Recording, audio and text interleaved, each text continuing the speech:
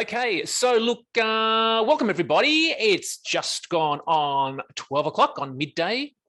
It is Friday, and today we're going to take an hour out of this day today, this Friday, and have a chat with a I Love Real Estate student called Jarod. Now, Jarod has been in the community quite a number of years, and he's got a really interesting, different story. And this is the thing that I got to say I love about the ILRE Real Estate community is every student who comes into the community has their own reasons about why they join. They're also coming into the community for a variety of different situations they want to solve. There are some common themes, but with these kind of success stories that we've been doing, I always find it fascinating to gain another insight, another point of view, another way of how someone has taken advantage of Dymphna's training and turned their life around. And this today, you're going to get another perspective, another fascinating perspective. So, Jarod, you're here. You're here, yep. And you're ready to go to have a chat, aren't you? Totally ready. Awesome, man. Awesome. Well, look, thank you so much for taking the time out to join us today. And what we want to do is let's just get straight into the questions, and then give us a bit of an insight into your journey within the ILRE Real Estate community. Hey, great. So, from when we first start and when we first kind of join the community, it's always interesting to find out, where were you at? Where were you at before you joined? Because it's kind of like everyone joins for a different reason. Everyone's coming into the community from their own perspective. Where were you coming from? So I'd been a full-time employed public servant for quite a long time, worked in IT. I'd pretty much been working since I left school, never went to uni or any of that sort of stuff. And I got sick of that and decided that the answer to that was to go and run my own business. And I picked a really good time right into the GFC. So I set up this business with debt, equipment, and need to make money. And then I also followed it up with having our first kid at the same time, because got to have some motivation in it. And the GFC just tanked that business. So we went in with, we had a little bit of property at that stage. My wife and I had both been well employed, and we had a little bit of money behind us. But by the time we finished paying off the equipment loans and sold off the equipment and shut down the business and everything else like that, I'd lost the house that I had brought into the marriage and had to sell that to pay out quite a lot of that debt. And we had a little bit of investment property left, the house that we lived in, and I had to go back to IT work.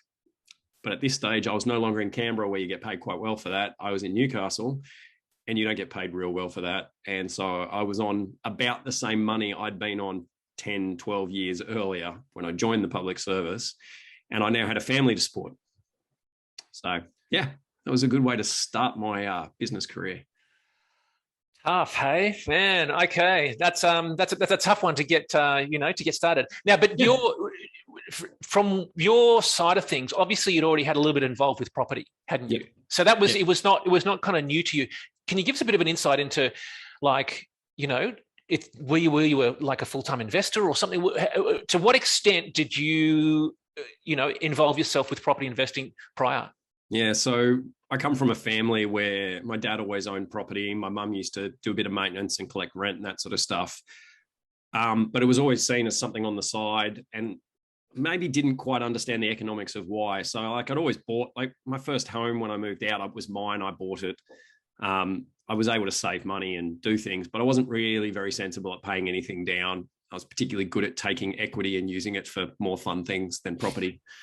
I had managed to get, between my wife and I, we'd managed to build up a little bit of a property portfolio. We had probably 3 rental properties at that stage. They were all pretty highly leveraged. So I was comfortable. They're all in our name completely. Like there was no asset protection here. None of that. So like we're okay from that perspective, but the business kind of ate a chunk of our equity, and one of the properties in particular was highly negative cash flow. And, so I'm earning less money than ever, living in a city where we don't particularly know a lot of people. And our property strategy wasn't particularly active. It was more of a buy and hold and hope things go up, and maybe at some point they'll make some money. And and I'd kind of during the business time, I'd met a bunch of people who were doing property development. They were doing little subdivisions. They were doing like splitters. I'd met some builders. And I thought, well, okay, so there's this whole other side to property that I didn't really know anything about. And I'd never really had that as my mindset. That wasn't my family's background or anything. And that was when I saw one of Dymphna's ads in somewhere, can't even remember where I saw it, and went and saw her at a club in Newcastle for one of the one-day events. Wow. So it's pretty much right at the time where you needed a change. She kind of appeared, and she has a way of doing that as well. Those ads, I think John has something to do with that. Those ads get everywhere. Yeah, they like even now, like my Facebook thinks I'm really keen. So like the amount of Dymphna ads I see in my Facebook, but so, this was pre-social media. It was I remember it was a printed ad. But it was just, and it's like with a lot of those ads, you go, oh, too good to be true. It's free. I can give up a day for free. And once I kind of did that one-day course, I'm like, oh, this is actually really seems like decent content. But as I said, like we just had this business go broke. We weren't earning a lot of money. Like that cost for that initial fee, it was just Ultimate that we signed up for. And that was a pretty scary fee. Like I'd sold my motorbike when my daughter was born. I'd sold my motorbike to pay the bills. Wow. Okay. I was driving a beat up old, I was driving a beat up old Commodore that my brother-in-law had given me, which some bugger stole off me at some point. I walked out of work one day and it wasn't even there. Like this is where we're at. And, I managed to get together the money and pay for the course. And I remember Dymphna saying, on the one-day event, she said, look, the course costs money. Yes, it's expensive, but you'll make it back in the first project you do. And I'm like, great, no worries. I'm going to try and prove that's right or wrong. I don't care whether it's true or not, but I'm going to go and do it. And if it's not right, I'll have something to say about it. So, yeah. So what have you got to say now, Jarod? Well, look, we made money off the first one. Yep. The first project we brought was on the mid-north coast of New South Wales. It was a dual income property that had been a little bit let go. So we did a reno and I managed that all myself. I went up there and worked on it and took the kids up with me at times and got it done as quickly as I could. It took me about a month to get it sorted and get new tenants in there. We upped the income on it a chunk, which was great. And that property's kind of, while it hasn't been great for capital gains, except maybe the last couple of years because everything has been, it's that property's income was the anchor for our portfolio, and that big negative property that we had, this one allowed us to hold on to it for the time that it took for it to finally get back to positive. Mostly that was about interest rates as much as anything else. And that property, that big negative property, it's doubled in value in the last 2 years. So the fact that it's still in our portfolio has probably added 300 or 400 grand to our net worth in the last 2 years. So, awesome. I mean, it's one of those things, it's hard to measure, but the knock-on effect's been pretty significant. Yeah, that's awesome, man. Awesome. So when it comes to the training, what was there a part of the training that was, was really like, this kind of, you connected with it, or what area did you really kind of get into when you first started? Because I'd grown up around property and like I knew about how being a landlord and how all that worked. But I'd never really understood about, kind of why. Like it was fun to own property, great to be a landlord, but why didn't make sense. So this idea of, here's what the property does in your portfolio. Here's how picking that property to fill that gap works. Here's how you should be putting these things together. Here's how you think about yourself and your property journey as an entire thing. It's kind of that holistic view. And that's always why I've thought that Dymphna as a training option has been like always the one I recommend, is because it's the holistic way of approaching it. It's not just, you should just do this strategy, or you should just renovate, or you should just do options, or you should just do something. It's, here's a whole lot of tools, but here's a way to bring them all together in a coherent way. And it was learning that in layers by doing the boot camp over and over again on DVD until I kind of understood it. And then doing the boot camp in person, it was that element that was really good. And then doing the boot camp was fantastic because you realize you're not the only weirdo there's a whole lot of us out there. And I quite enjoyed hanging out with those people and realizing, wow, I know where I'm coming from, and I understand quite a bit, but I've also got quite a long way to go and a lot to learn. So it's good seeing that spectrum of people that get involved in this community. Yeah. The community is awesome. It's got a life of its own, and it's just so super supportive. And I've really enjoyed being a part of it. And as we worked out earlier, it's been 9 years almost, or just over 9 years since I've joined up. So I mightn't be as fast a success as some people, but I'm me. I'm doing my thing, and I'm living a life I'm pretty happy with. So awesome, man. Yeah, cool. So, how about you tell us a little bit about the some of the deals that you've done? I think you mentioned just one there about the doing the reno to start with. Yeah, that was kind of the first one we was the first one we bought in amongst the program, but I don't think I'd done the boot camp quite when I started it, and as a result, it ended up in my name. I always kind of laugh because it was the last property that ended up in my name at all.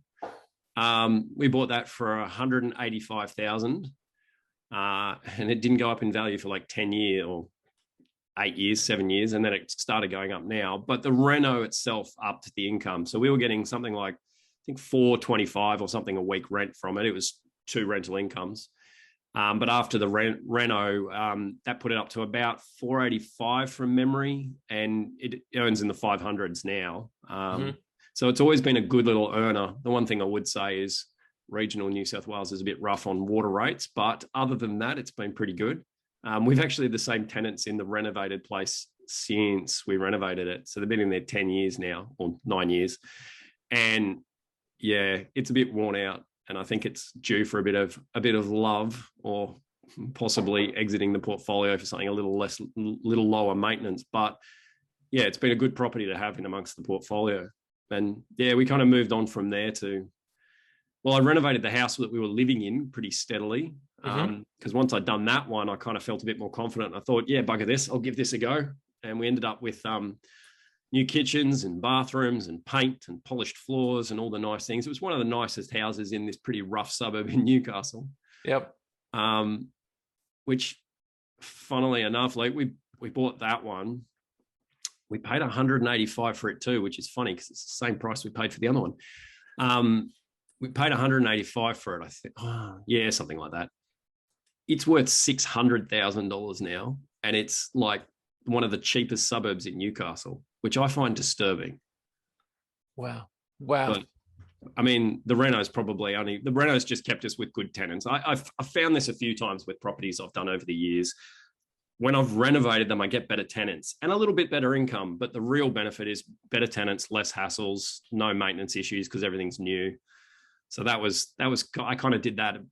We already owned that when we started the program, but I did that after the one on the Mid-North Coast. And then not long after that, we decided that Newcastle really wasn't our scene, and we moved to Tassie. Got it. Okay, cool. Well, that's an awesome deal, especially, that is over a 9-year period of time as well. Because we never bought another PPR, it's fairly tax-free. It's not bad. Yeah. Awesome, man. So, can you tell us another deal? I think there's one there that you've done was it Perth? So this is Little Perth, not Big Perth. So for the mainlanders, there's a town just outside of Launceston called Perth, and it's actually a booming little suburb they consider it a suburb of Launceston now because it's there's housing estates all around it and stuff. And we bought a house in there when there was when we moved to Tassie, the market was super flat. You could pretty much negotiate on anything. There was no competition. It was post GFC. Everything had come right off a big boom into the GFC, and we got this place that was a house on the side of a big block of land, and the owners had got a DA for the subdivision, had then just started the subdivision a little bit so that the DA wouldn't expire, and then never bothered finishing it. So we bought it with a good rental income and then subdivided the block, and the intention was always to build on it. And then I got distracted with other projects and sat on it for years, and we sold it last year, and we sold the block for about a bit over $100,000.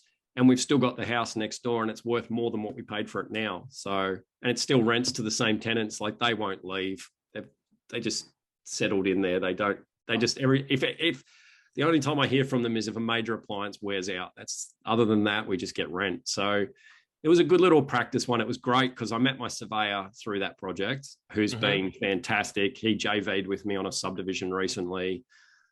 He's become quite a good mate, and I got to know the process. I got to know that Midlands Council's probably not the place I want to do a lot of business. They're a slightly difficult little council, and it was great. I cut my teeth on a little 1-into-2 subdivision. It was really quite good.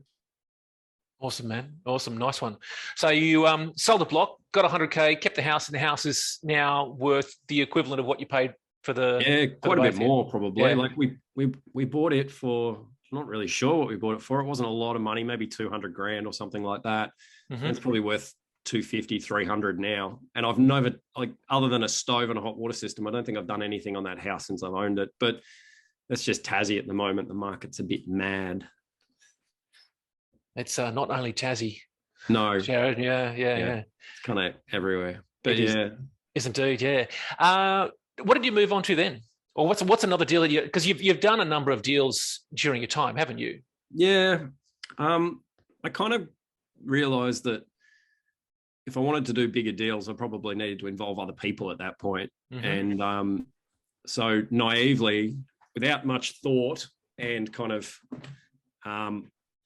possibly a little, I'd met someone through the community who I got on with fairly well, and we'd been talking about possibly doing a deal together. And I found a quite good subdivision deal here in Launceston. It's in a nicer suburb down south. And it was this weird sort of setup with a house at the front, but then completely separate access to this massive chunk of land at the back. So I put together a plan for that, and we bought that as a JV, and I basically managed it, got the DA, and we had a couple of neighbours who were particularly difficult on that, not very keen on having. There's something about neighbours who have nice big empty blocks next to them that someone else maintains. They quite like that outlook. They don't want houses there, and they're going to object if you try to put them there, which I can understand. But if you don't own the block, you don't always get that kind of say. But we got that DA all approved, and then due to some funding issues with my joint venture partner, that kind of stalled, and it didn't end particularly well in the end because there was no JV agreement, and I managed the project until the funding never got sorted out, and I managed the property, and I managed the sales process, and I dealt with agents, and I dealt with all the inquiries, and we had like 3 offers come through and get it signed and then fall through, and dealt with this whole process. And then right at the last minute, I was told that the only reason it made money is because it went up in value, so you don't actually get any money out of this project. See you later.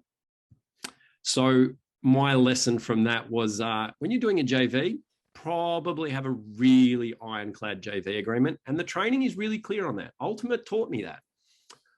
I just thought maybe I knew better, and saving $5 grand on a JV agreement would be a good idea. Not really a good idea. So I've never done a JV agreement since without a proper agreement, and certainly I've learned a lot about that because I've done several since.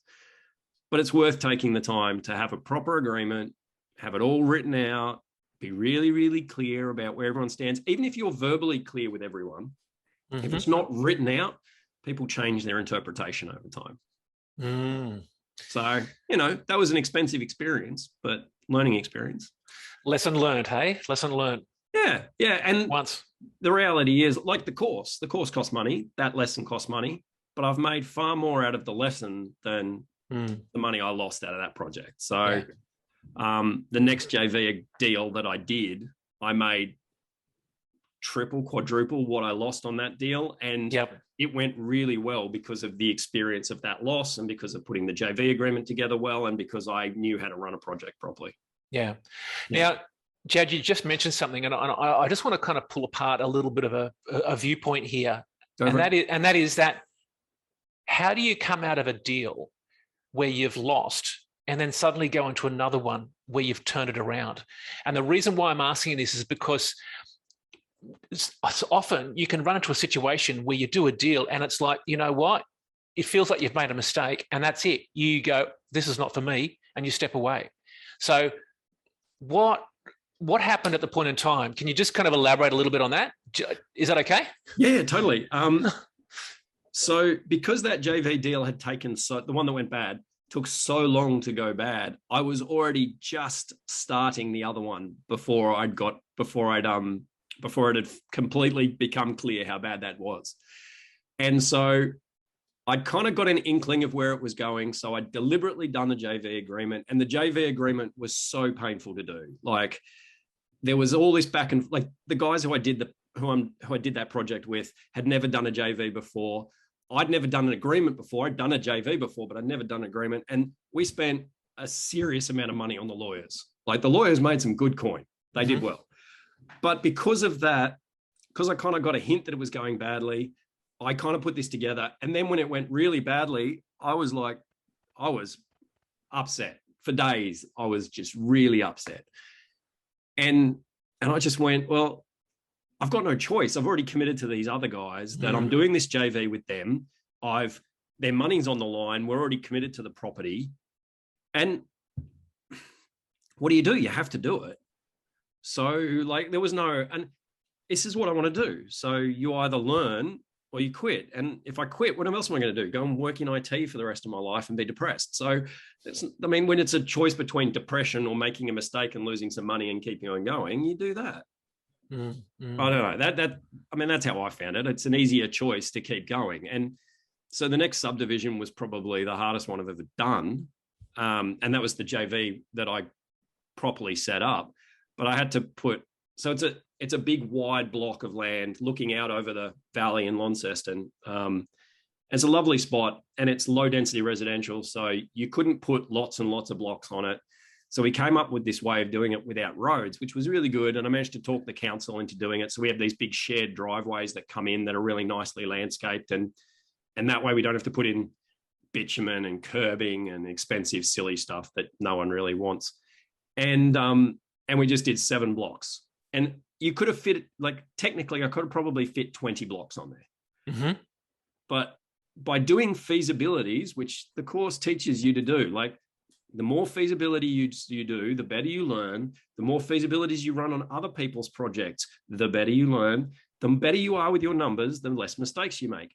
20 blocks of land on that site would have lost me money. 7 blocks of land made me money. Because that's a great point. Great point. If I put 20 in, I would have got smaller blocks, which were worth less. I would have had to put way more services in. And the thing I learned from spending time up on the block and looking around and asking people and talking to people was everything up there is a rock shelf. We would have had to blast and cut and jackhammer and mess around. Whereas if we just do 7 blocks, we can do it a lot more gently. So yeah, and the main issue with that was not any of that stuff. It was the fact that there were no stormwater connections. So when I bought it, we had 20. This is 1 block of land, and it has over 20 neighbours. And 20 on the 1 block. Okay, yeah, all right. It's a big block. This is sounding interesting. Yeah, yeah. So it's wide, and it's behind all the existing houses with driveways in, and so it's like an internal block, but it has like 3 access points. And so I went to the council and talked to them, and I'm like, all these neighbours don't have stormwater connected, do you? And they're like, yeah, but that was the previous council. That wasn't us, because the councils have been merged since then. I'm like, yeah, but I don't want their stormwater on our land. And they went, well, you have to solve that problem. And I'm like, well, so you've got to learn how to talk to councils, because, well, how do I solve that problem? Well, you build it. I'm like, great. So I build it, you pay for it. And they're like, yeah, that sounds fair. So I end up coming up with this plan where I design all the stormwater in 2 components, the component that's all council's elements and then my components.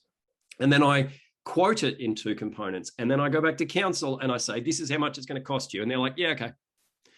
And then you go, great, no worries. So I ended up becoming a civil contractor, head contractor for the council. I had to sign up onto their system as a vendor, and I had to do all this sort of stuff so that I could build for them the stormwater systems and then sell it back to them.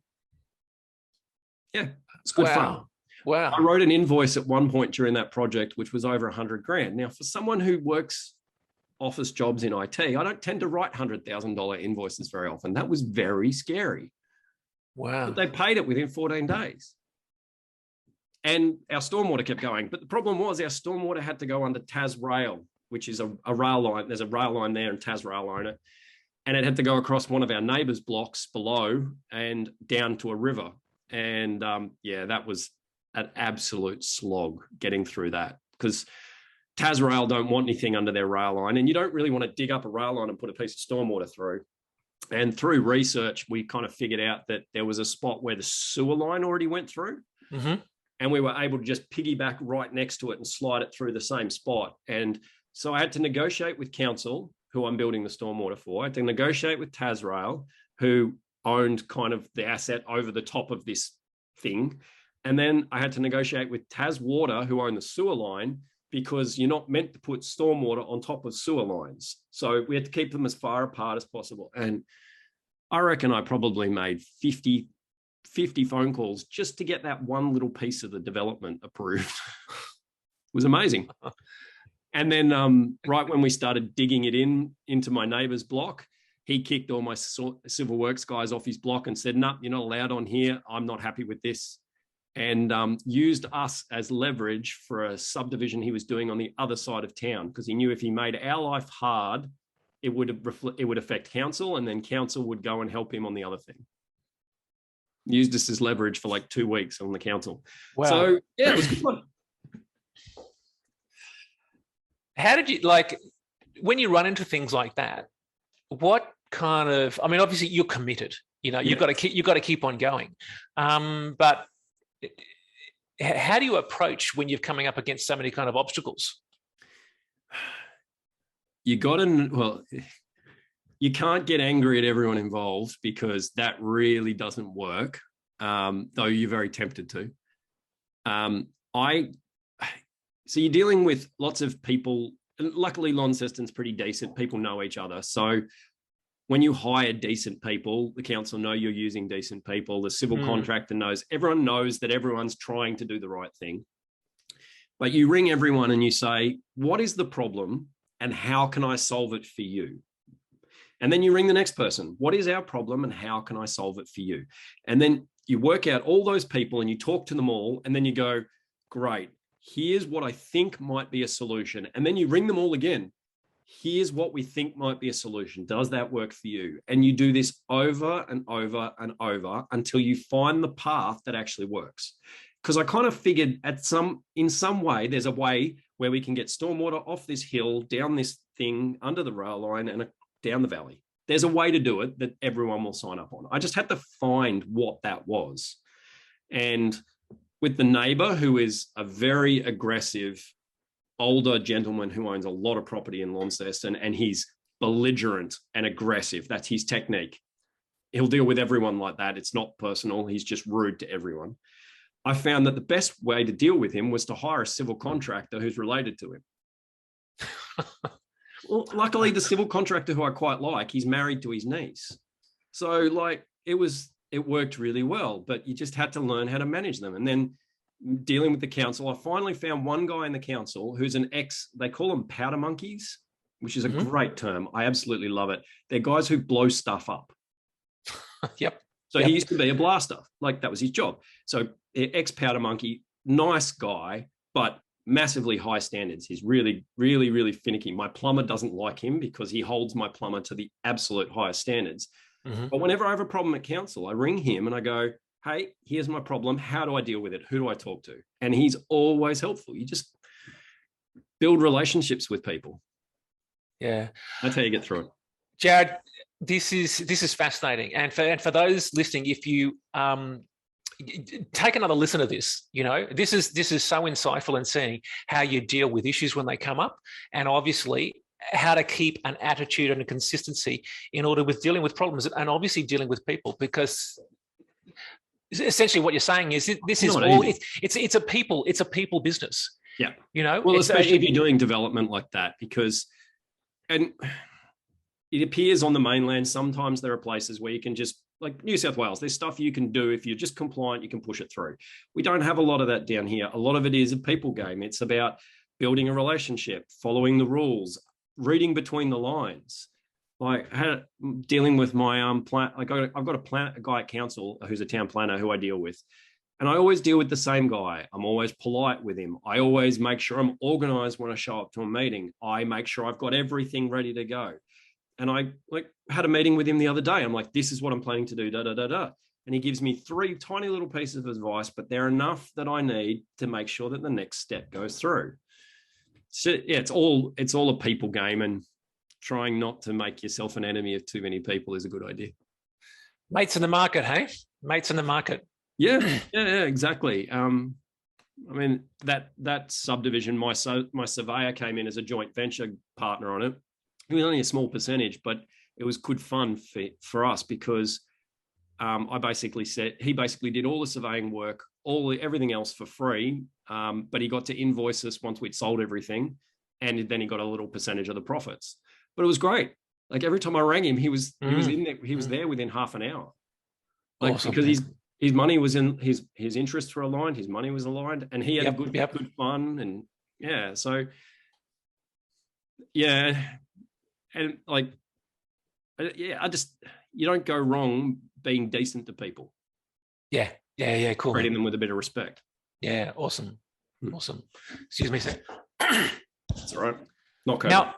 No. Well, might have to do a check. I don't know. No, all good. Hey, so because you're doing joint ventures as well, can you give us a bit of an insight? And I want to kind of I'd like to find out, obviously, other deals that you've done that you want to share as well. Sure. But because we've come up with this joint venture arrangement, how do you approach a JV? Because obviously, when the first one we did, you didn't have an agreement. It went pear-shaped. You had to deal with it. Then obviously it changed it.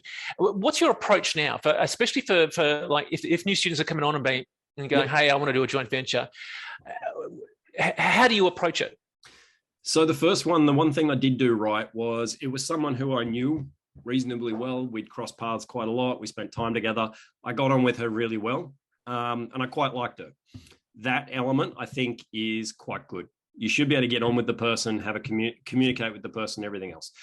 There were some other elements at play that made it go wrong in the end, and some things changed. But what went wrong there wasn't a really firmly written set of agreements. We had talked about all the stuff, so there was a verbal agreement on everything. But what I do now is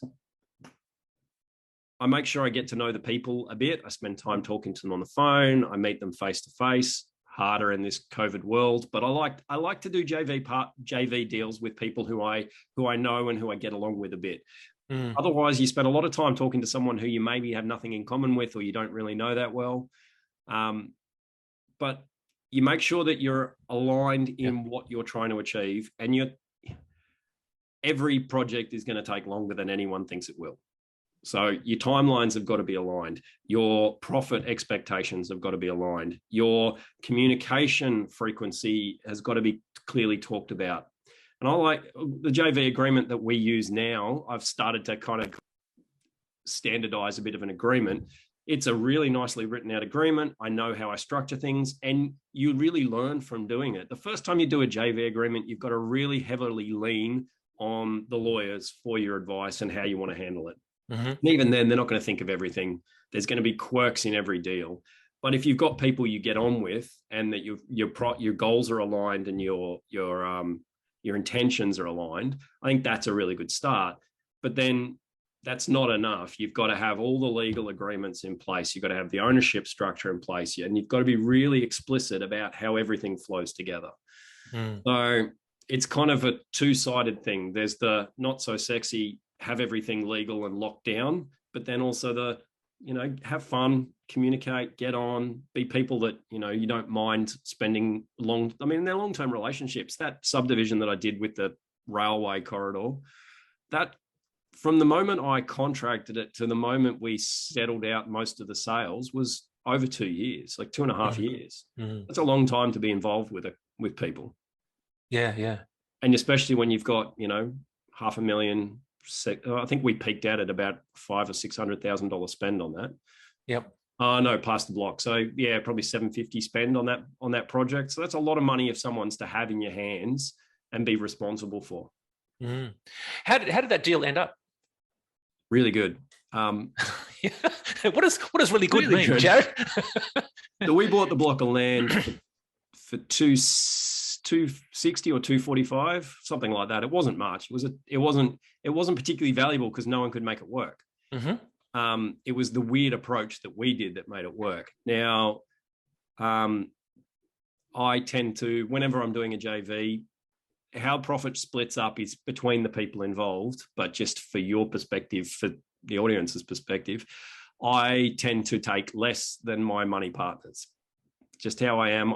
And at the moment, it's on a couple of my projects, it's 51-49. Like it's literally 1% different, but they're making more money than me. I'd rather that was the case. And on this project, my money partners made most of the money, and my surveyor who was in with me, he made 5%, and I think I made about 40-ish%. I think he made 45, they made 50, something like that. But the market moved with us, which was just really magical and lucky, nothing to do with my amazing forecasting abilities. Had we not had the market move with us, my JV partners would have made at least a 50% cash on cash return. Yep. As it is, they made.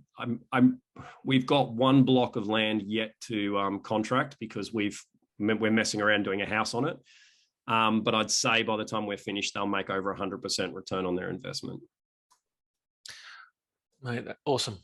Yeah. So and you said so it's about a 260 buy-in, and was the yeah, we spent about $500,000 on civils. Yep. Okay. Yeah. So that was sewer connections, stormwater connections, all that sort of stuff. Yep. We managed to. That's not including what we build council. So there was probably about $200,000 worth of infrastructure we built for council, which wasn't part of that. So we basically built council, and then paid the civil contractor. We just passed through. But yeah, it did quite well.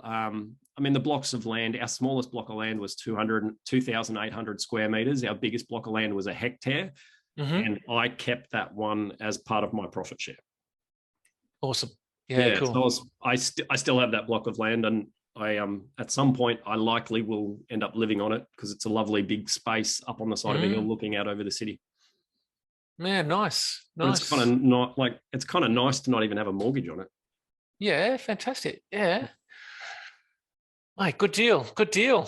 And now, have you got more deals? Because I think you said you've got a few more deals on the go. Yeah, we've got 2 on the go now. My goal is to get up to 4 at a time.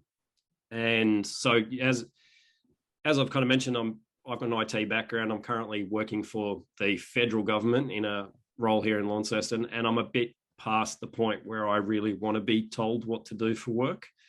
The problem is my banks are slightly addicted to my salary rather than me. Yep.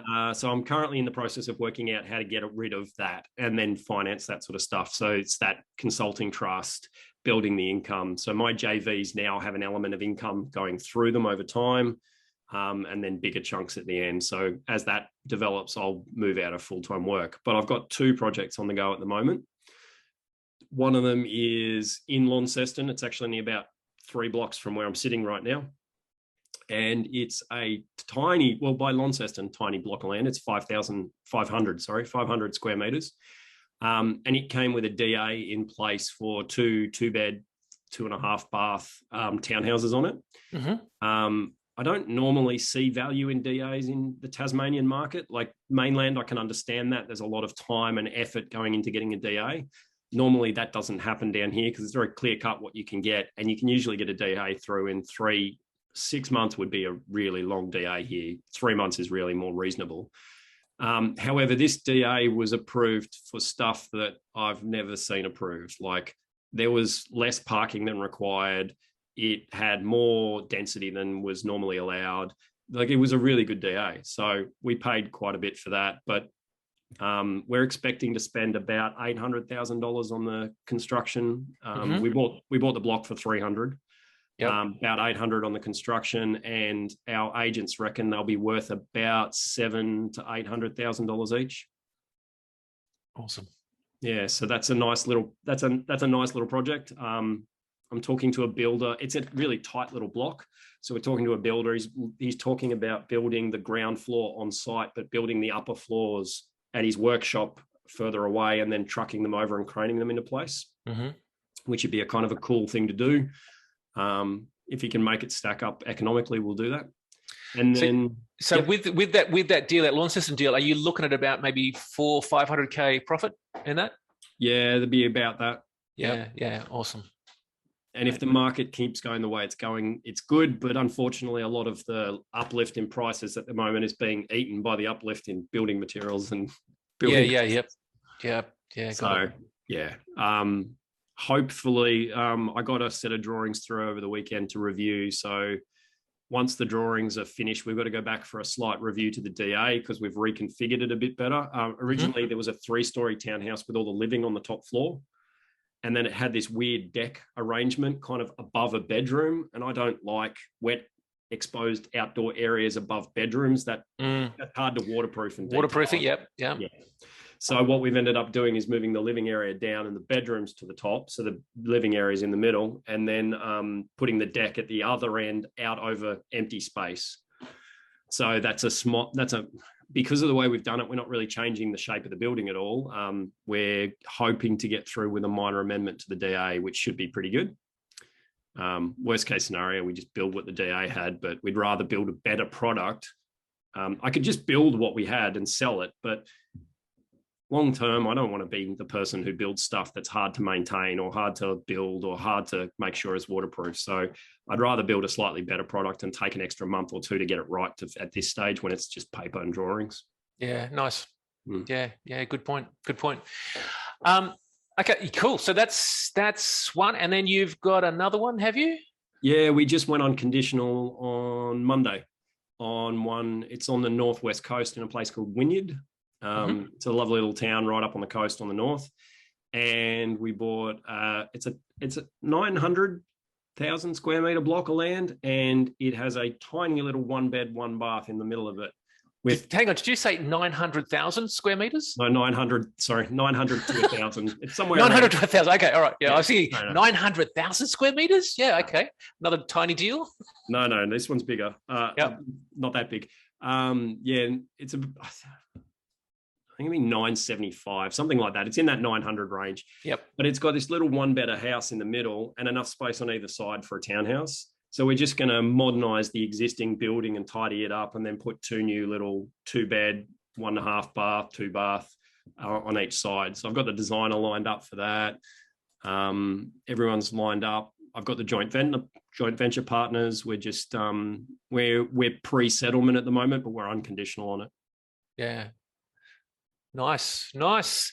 Jarod, you're it's good to see that you've been so active, and I got to say, you really have got a fascinating insight into getting the simplicity out of the complexities of running into a deal as well. I really like that approach, and also the attitude you've got about kind of wanting to make sure that you're doing the right thing at the end of the deal as well, from a responsibility side. Credit to you.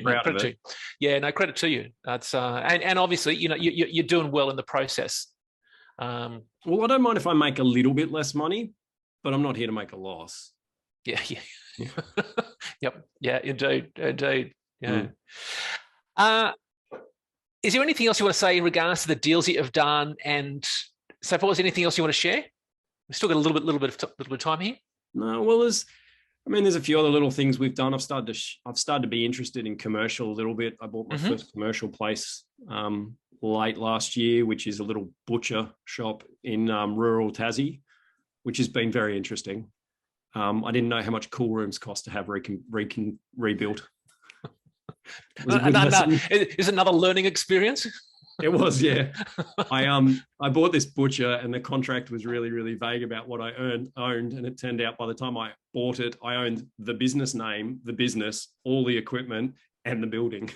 Wow. Yeah. Okay. Problem is that when one of the cool rooms blows up, the $10,000 cool room replacement bill is yours, not the tenant's. Got it. Okay. Yeah. So that was good fun, but I bought it for $185 and it rents for $360 a week. So it's a good way to learn about commercial without losing any money at the same time. Mate, awesome. Yeah, so that, I mean, that's good fun. I'm learning about that at the moment, but I like my property development. I enjoy that.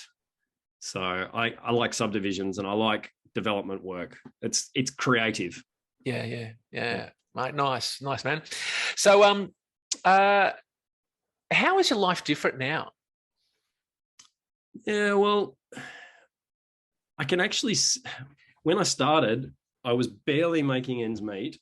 Certainly couldn't afford to do almost anything we wanted to do, and couldn't even consider leaving work. I had to absolutely squeeze any property stuff I did in around that day-to-day job. Whereas now I'm kind of at the point where we make enough money outside of this.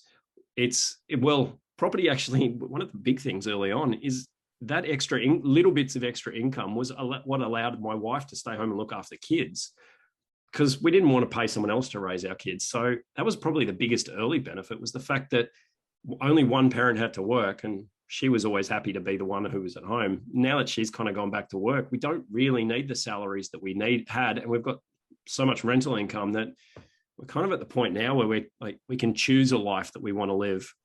Like, I just finished school holidays with the kids, and I took days and days off every week, and went riding mountain bikes with them during the day. And it's really nice going out to the mountain bike tracks on a Tuesday because they're really quiet. Being able to do that sort of stuff with the kids and not even worry about whether I'm getting paid or not because rent's still coming in is really nice. So yeah, this next couple of years transitioning to full-time property stuff will be, or the next probably 12 months, will be the interesting one. So you're looking at wanting to transition formally out of work in about 12 months' time? Yep. Yeah. Beautiful. If I'm still being paid to do IT work in 12 months, I'll be a little disappointed. Yeah. Mate, nice, Jarod. Awesome. And then how does everything stack up for you? Like, can you give us a bit of an overview from a portfolio side of things? How have things changed? Because when you first started, obviously you came in, you had 3 houses. If I remember correctly, 3 houses, and it was negative. Pretty leveraged. And you had some negative gearing there, as well. Yeah. Look, they were pretty leveraged, so like the negative gearing hurt and everything else. But I did a quick bit of math. They were worth about $700,000 when we joined this community. But we probably had them leveraged up in the 90% LVR range back then. Wow. And steadily over time, with property values going up and everything going on to P&I, and like, we just didn't fight that in the end. We found we got cheaper interest rates. I did a little video on it. I actually shared it on the community a few years ago, where I rang ANZ and I did a deal. I went to P&I, but the discount on the rate was so much that it really cost me almost nothing. And I've been steadily paying that property on P&I ever since. So like, our LVR at the moment's it's about 44-45%. So, and our property portfolio that we're holding at the moment is about 3.5 mil. So nice.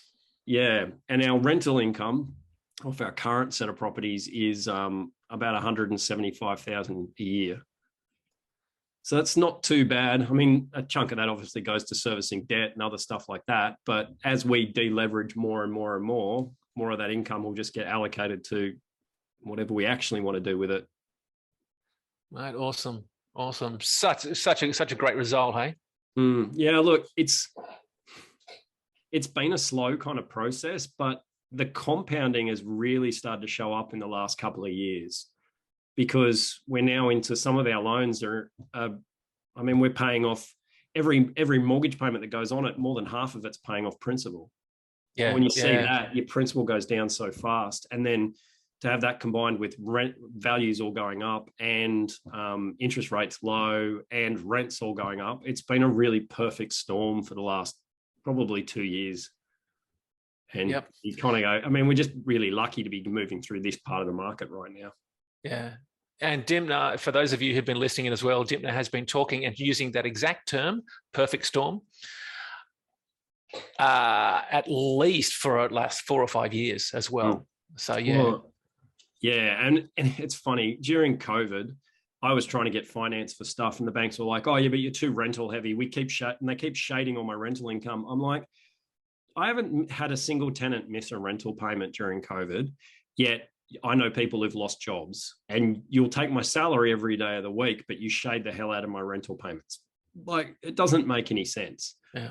And so, like, we went through COVID and, like, incomes didn't get hurt. We're pretty bloody lucky in that respect, but having this rental portfolio gives us a really good piece of insulation from a lot of what goes on in the world. Yeah, nice. And that would give you such a different approach to life as well. Oh, you can sleep a lot better. Yeah, and like, I mean, we were meant to be traveling a lot more with the kids, but well, that doesn't happen anymore. But it's right. I mean, I can choose to. I maybe about a year or 2 years ago. 2 years ago, I changed jobs because I was working an hour out of town. I was spending an hour and a half, 2 hours a day in the car. And I just went and I took a job for lower pay so that I could walk to work and still have a salary that the banks were happy with. But I could take that pay cut because I just upped what we paid us from one of the properties, one of the structures, and just went, oh, pay the tax on that and have that cover off that gap. So yeah, it gives you those choices. I mean, we're not talking huge chunks. I mean, 175,000 sounds like a lot of money, but once you take all the mortgages and everything out, it's not a lot, but it's enough to give you a lot of breathing room. Yeah. Mate, good to hear. Good to hear. So if you were to, if a new student was to come up to you and say, hey, look, can you give us advice about, what I should do in regards to this ILRE real estate community? What advice would you be giving to like someone who's coming to the community, wanting to get started? What would you say? The thing I keep finding is that I often find people who they want to go and take action straight away, whether they're in the community or not. I want to buy a property. I really think I should get into property. Great, no worries. Go and learn something. Oh, but just tell me which property to buy, or should I buy this unit off the plan? I was like, no, just what I say to everyone who I recommend signs up or gets involved is go and get involved, sign up and do the boot camp. Do it live, do it on the videos, and then do the videos a couple more times, because until you get all that knowledge in your head, it's just hard to make really good coherent steps. So like I've recommended this quite a lot of people in the community who've joined because I've recommended them and said, look, this is where I learned a lot of this stuff. This is how I got involved. And get involved in the communities, get involved in your local meetup groups. We've got a great one here in Tassie and we get together probably not as often as we should, but I'm trying to fix that post-COVID. But yeah, it's the community, it's the people that you can kind of build relationships. It's that mates in the market, like you mentioned earlier. You learn a lot from those people. Like we pretty regularly go to projects around Tassie that other people in the group are doing, and we walk around their building sites and we look at what they're building and we look at how they're speccing things and where they're bringing their imports from, and we learn heaps from each other.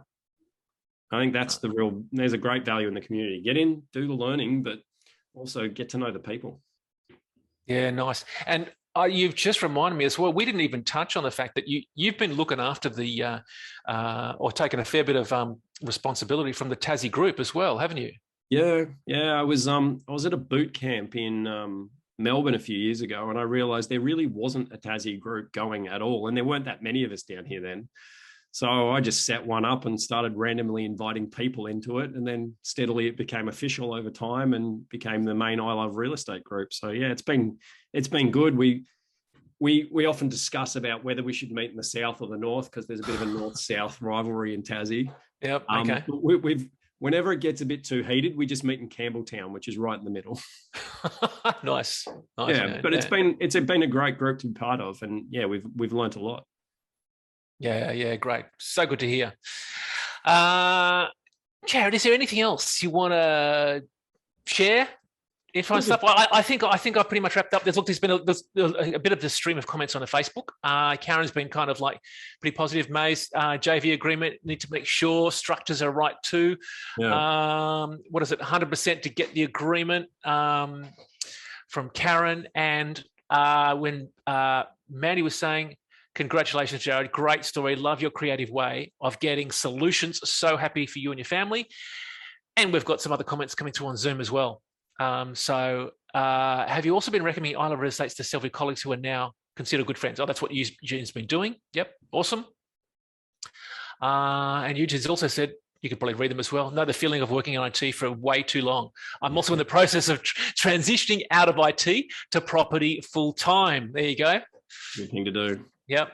And really admire your persistence, tenacity, and understanding of your approach to problem solving. Yeah, great point, Eugene. Jarod, you've nailed that exact point as well.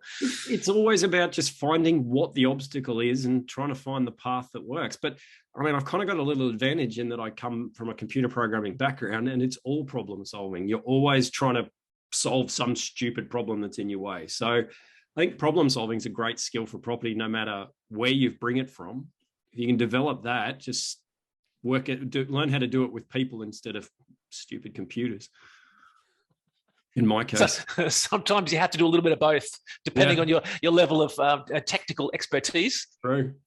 Look, if anyone wants to if anyone's down in Tassie, they're more than welcome to hit me up. You can get me on Facebook and Instagram and all those places. I know I'm in the Ultimate group. I'm in the Tassie group. So yeah, if anyone wants to catch up when they're down here and have a chat, I'm always happy to catch up for coffee and talk property. Fantastic, man. Fantastic.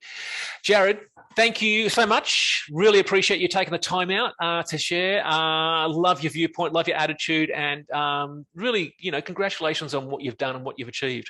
Really looking forward to seeing you fulfill the objective of getting you out of work in the next 12 months. And when you do that, can you then put in your story for the ILRE Real Estate Super Conference and then see how you go with... All right, we'll see how we go. See how you go. Awesome, man. All right. Well, look, everyone, thank you so much for joining. Jarod, really appreciate it. There's a couple of more positive comments coming in there from that very much appreciative of you sharing. We're going to end it off here. Friday afternoon. Have a great rest of the day, rest of the weekend. And remember, there is a boot camp coming up. And now with the boot camps coming up forward, remember, they are a hybrid format, so you can attend live in person, which is obviously ideal. Meeting people face-to-face, as Jarod's been talking about, is way better than via Zoom like we are doing now. But either way, you can actually join. So if you can attend the live one, great. If you can't for whatever reason, make sure you join online as well. We're going to end it off there. Jarod, awesome, man. Thanks so much for your time, Michael. Really appreciate it. Mate, likewise. Really appreciate it. And do well. And we'll end off there. Have an awesome Friday and weekend, hey? Yeah, take it easy. Okay. See everyone now. Bye. Bye.